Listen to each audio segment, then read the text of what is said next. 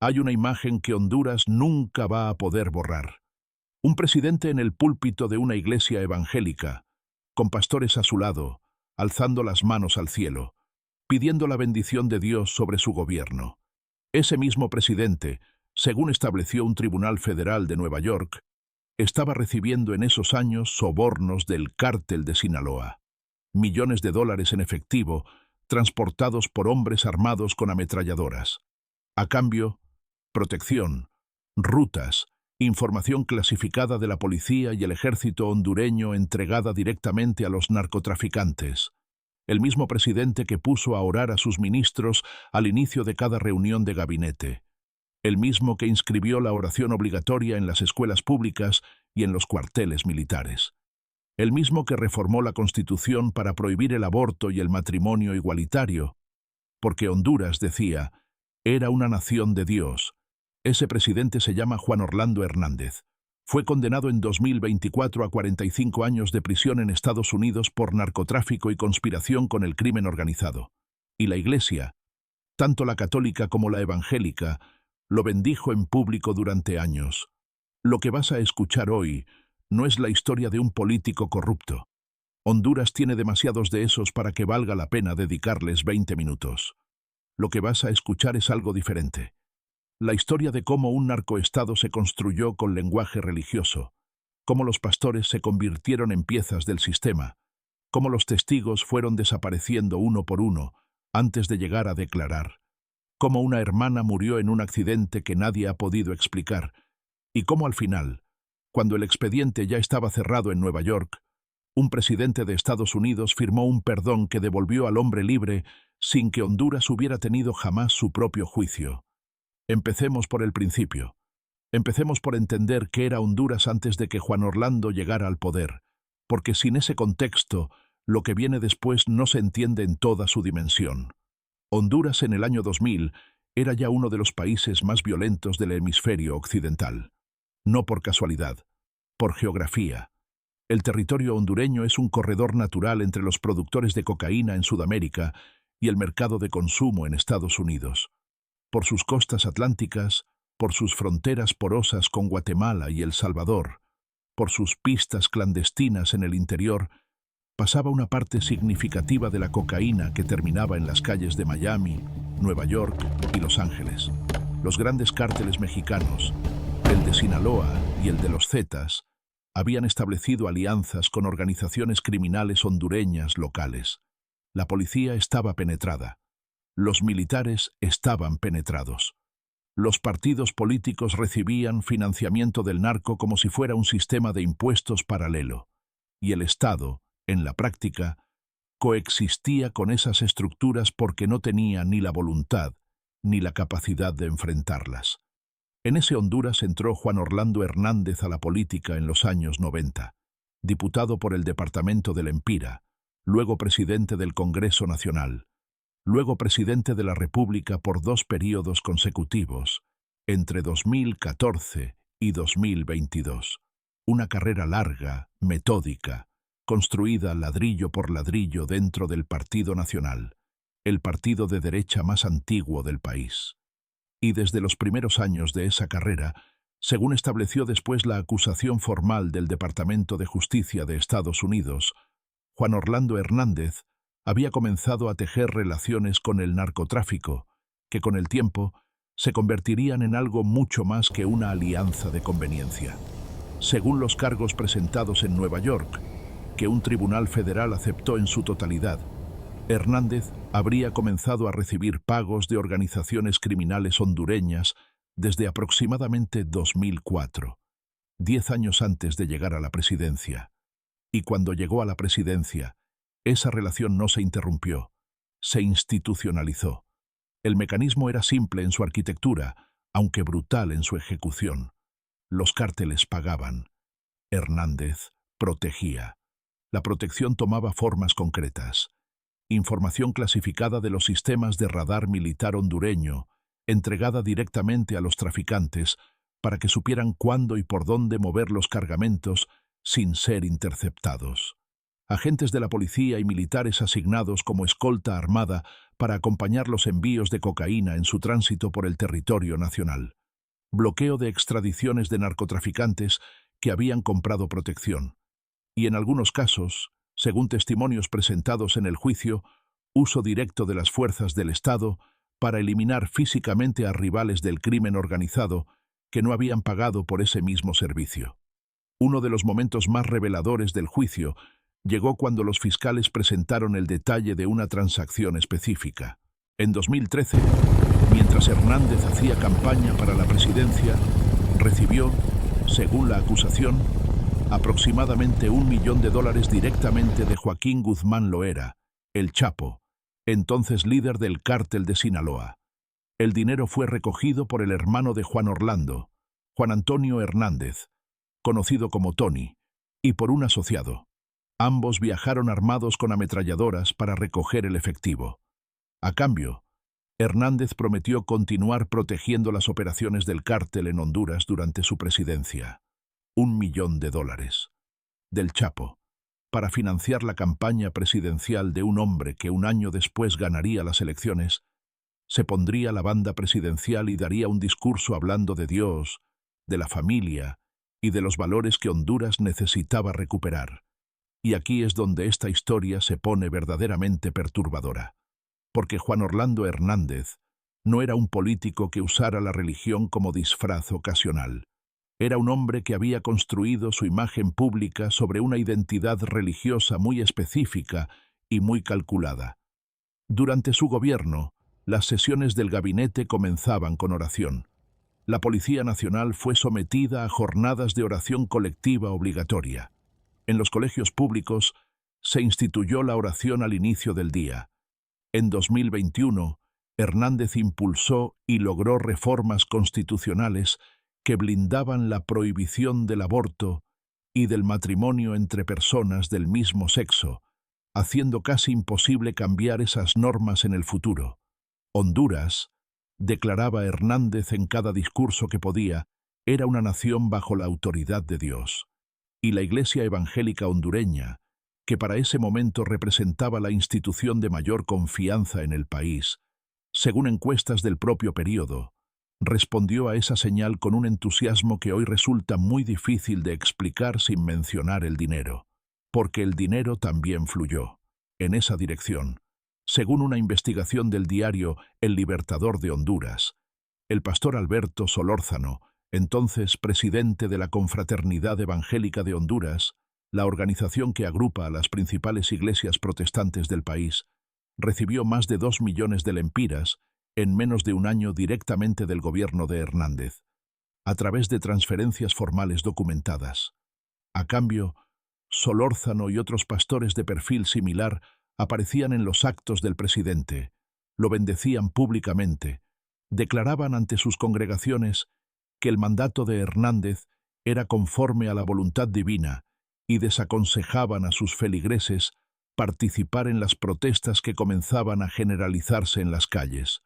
Otros pastores recibieron algo más que dinero, recibieron poder. El pastor Oswaldo Canales fue nombrado miembro de la Comisión Especial de Transformación del Sector Salud, un organismo con capacidad real de decisión sobre el sistema de salud pública del país. El pastor Alberto Solórzano fue incorporado a comisiones del Estado con funciones de asesoría en política pública y educación. Pastores evangélicos con millones de fieles se convirtieron en funcionarios de facto de un gobierno que simultáneamente, según los cargos judiciales posteriormente comprobados, operaba como una estructura criminal al servicio del narcotráfico internacional. Y la Iglesia Católica no fue ajena a esta historia. El cardenal Óscar Andrés Rodríguez Maradiaga, figura de peso internacional dentro del Vaticano y una de las voces más influyentes del catolicismo latinoamericano, respaldó abiertamente el golpe de Estado de 2009, que abrió el camino al ascenso definitivo de los sectores más conservadores del país, el mismo movimiento político del que Juan Orlando Hernández era parte central. En las elecciones de 2013 y 2018, señaladas por organismos internacionales como procesos irregulares, la jerarquía católica hondureña no levantó una voz clara de denuncia. Avaló, o guardó silencio. En ambos casos, el resultado práctico fue el mismo. Este es el sistema que Juan Orlando Hernández construyó: un narcoestado con liturgia, una estructura criminal con plegarias en los mítines, una maquinaria de corrupción y violencia que se presentaba ante la ciudadanía como un proyecto de restauración moral de la nación. Pero los sistemas construidos sobre mentiras tienen una característica que sus arquitectos siempre subestiman: dejan testigos. Y los testigos de Juan Orlando Hernández fueron muriendo. El primero que hay que mencionar es Neri López Sanabria. Era un exnarco hondureño que había cooperado con la DEA y cuyos registros de contabilidad, los famosos libros de cuentas del narcotráfico, contenían anotaciones directas con el nombre de Juan Antonio Hernández, el hermano del presidente, y las iniciales J o H, junto con cifras que representaban pagos. Esos libros se convirtieron en evidencia central en el proceso. Aproximadamente una semana después de que Tony Hernández fuera condenado en Estados Unidos en 2019, López Sanabria fue asesinado dentro de una cárcel hondureña, con machetes y un arma de fuego. Según la acusación formal del Departamento de Justicia, fue eliminado para impedir que cooperara como testigo en el proceso contra Juan Orlando, dentro de una prisión hondureña, con el presidente todavía en el poder. El segundo caso es el de la agente fiscal Cheryl Yubisa Hernández Mancía. Era investigadora especial de la Agencia Técnica de Investigación Criminal de Honduras, asignada al departamento de Copán. Había comenzado a investigar los vínculos entre el alcalde de un municipio remoto, el narcotráfico y el entorno directo de Tony Hernández. En junio de 2018, su cuerpo fue encontrado en Santa Rosa de Copán. La Fiscalía General, en ese entonces bajo el control de Óscar Chinchilla, un fiscal señalado posteriormente por investigaciones independientes como leal al entorno presidencial, cerró el caso como suicidio. Dos investigaciones independientes posteriores determinaron que esa versión tenía inconsistencias graves y señalaron indicios de que había sido asesinada precisamente por lo que estaba investigando. El caso fue reabierto solo después de que Hernández perdió el poder y llegó una nueva administración al Ministerio Público. Un suicidio, con el expediente inconcluso, con los archivos de la investigación inaccesibles. La firma del encubrimiento institucional no cambia mucho de un país a otro. Pero el caso más oscuro, el que todavía hoy genera más preguntas que respuestas en Honduras, no es el de un testigo anónimo ni el de una funcionaria desconocida. Es el de la propia familia del presidente. Hilda Hernández era la hermana de Juan Orlando. Era también, según múltiples investigaciones periodísticas hondureñas, la administradora financiera de la familia, la persona que manejaba los flujos de dinero dentro de la red que rodeaba al presidente. En diciembre de 2017, pocas semanas después de la polémica reelección de Juan Orlando, en medio de protestas masivas y acusaciones internacionales de fraude electoral, Hilda Hernández murió en un accidente de helicóptero. El gobierno presentó la versión oficial del accidente, pero el expediente del siniestro tiene un detalle que nunca fue explicado satisfactoriamente. Las fotografías que las autoridades hondureñas presentaron inicialmente como evidencia del accidente correspondían, según verificaciones periodísticas posteriores, a accidentes aéreos ocurridos en otros países y en otras fechas. Imágenes de otro accidente, presentadas como documentación del accidente de Hilda Hernández. Esa sola circunstancia convierte el expediente en algo que ninguna investigación seria puede simplemente archivar. La hipótesis que circula entre periodistas e investigadores hondureños que conocen el caso de cerca es que la muerte de Hilda Hernández habría sido un ajuste de cuentas, que el cártel de Sinaloa, frustrado por intentos fallidos de asesinar directamente a Juan Orlando, habría encontrado en su hermana el blanco más accesible para cobrar alguna de las múltiples deudas y traiciones que se acumulaban dentro de una relación construida sobre el dinero y la violencia. Si esa hipótesis es cierta, entonces la historia tiene una dimensión que ningún documental sobre narcoestados en América Latina ha contado con claridad. El presidente que convirtió Honduras en plataforma del crimen organizado terminó pagando esa deuda con la vida de su propia hermana. Y el Estado que él controlaba se encargó de borrar las pruebas de cómo murió. Y mientras todo eso ocurría, los pastores seguían orando en los actos del presidente. Las iglesias seguían recibiendo subvenciones del gobierno. La imagen de un mandatario ungido por Dios seguía siendo la que Honduras exportaba al mundo. Vamos ahora al juicio, porque el juicio en Nueva York es donde la arquitectura completa del sistema quedó expuesta de una manera que ningún medio hondureño hubiera podido hacer solo. El proceso judicial contra Juan Orlando Hernández comenzó formalmente cuando fue extraditado a Estados Unidos en abril de 2022, 2 meses después de que terminara su segundo mandato presidencial. La extradición fue posible solo porque Xiomara Castro, la candidata opositora, había ganado las elecciones de noviembre de 2021, rompiendo más de una década de dominio del Partido Nacional y de la estructura que Hernández había construido. Pocas semanas después de que Castro asumiera el poder, las autoridades hondureñas rodearon la residencia del expresidente con agentes de la Policía Nacional y de la DEA. Hernández dijo que era inocente, que los testigos eran narcotraficantes con vendetta personal, que había pasado su gobierno combatiendo el crimen organizado, no protegiéndolo. El juicio duró semanas. Los testimonios fueron devastadores. Narcotraficantes que habían cooperado con el gobierno estadounidense describieron reuniones directas con Hernández. Describieron la mecánica de los sobornos. Describieron cómo la información del sistema de radar militar hondureño les llegaba en tiempo real para facilitar el movimiento de los cargamentos. Describieron cómo agentes del Estado hondureño actuaban como escoltas armados de la cocaína en tránsito. Los libros de contabilidad del narco, con las iniciales J o H y cifras específicas, fueron presentados como prueba material. El jurado tardó poco en decidir. El 8 de marzo de 2024, Juan Orlando Hernández fue declarado culpable de los 3 cargos que enfrentaba: tráfico de drogas, posesión de armas y conspiración con organizaciones criminales. El 26 de junio del mismo año, el juez Kevin Castell lo condenó a 45 años de prisión en una cárcel federal estadounidense. En la lectura de la sentencia, el juez dijo algo que vale la pena repetir despacio. Hernández había abusado de su posición como presidente para operar Honduras como un narcoestado, donde los traficantes violentos podían actuar con virtual impunidad. 45 años. Para un hombre que había iniciado sesiones de gabinete con oración.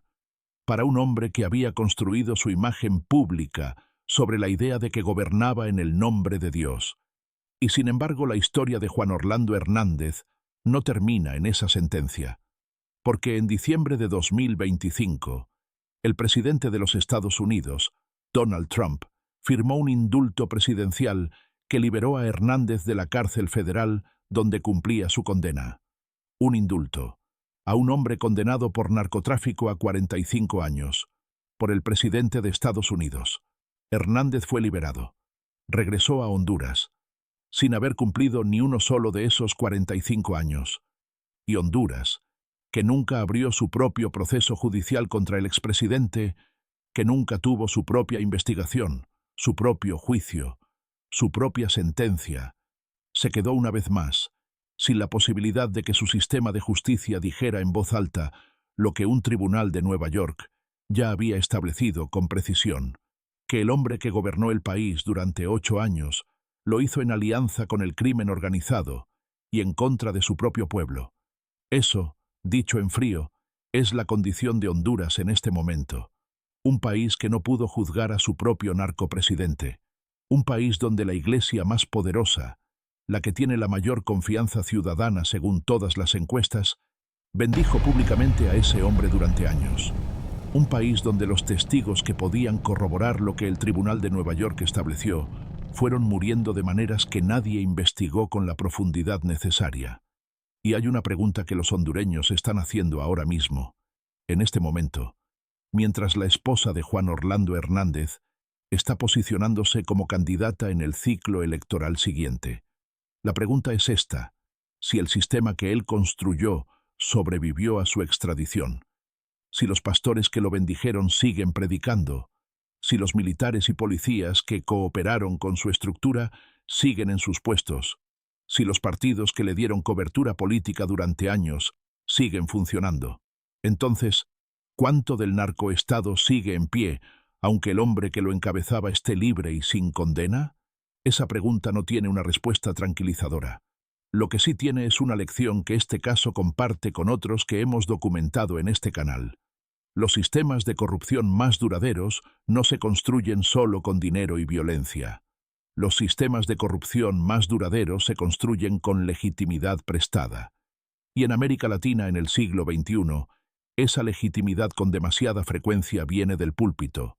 Un presidente que reza en público puede hacer cosas que un presidente que no reza no podría sostener, porque la congregación no quiere creer que el hombre que le habla de Dios los domingos les está robando el lunes.